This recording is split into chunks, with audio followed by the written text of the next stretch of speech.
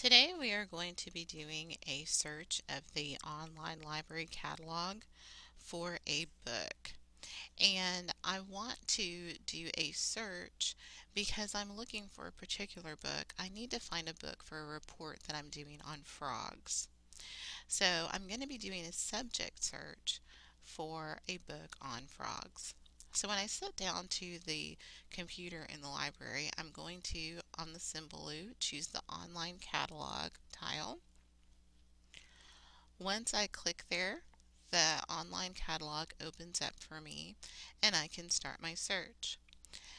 You can see here that you can search by exploring the library, which we're going to look closer at in a minute. You can search by award winners, or you can search by online references. We're going to talk about online award winners and online references in a different video. In this particular video, since we're doing a subject search, we're going to explore the library. So I'm going to click here on Explore the Library.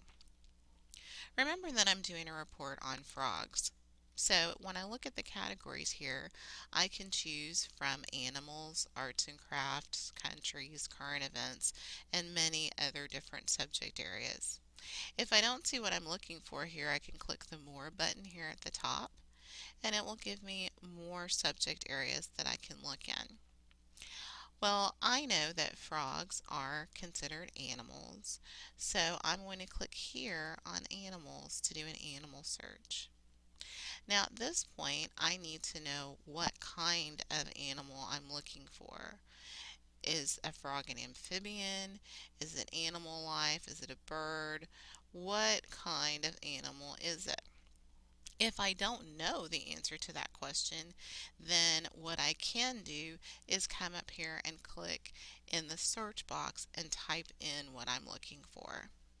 Another problem solving method I could use if I don't know which category frogs are under is to click on each of these and see what the choices are.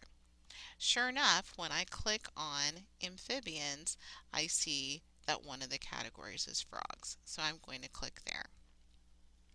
When I click here, I see that the catalog has brought up for me a list of results.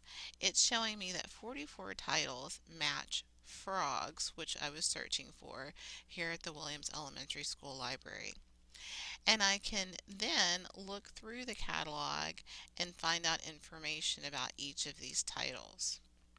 Let's look closer at my first result. This book is called All About Frogs. The author's name is Jim Arnosky. I can see that it is a book that's here at Manford Williams Elementary. It's located on the nonfiction shelves, and its exact location is 597.8 ARN.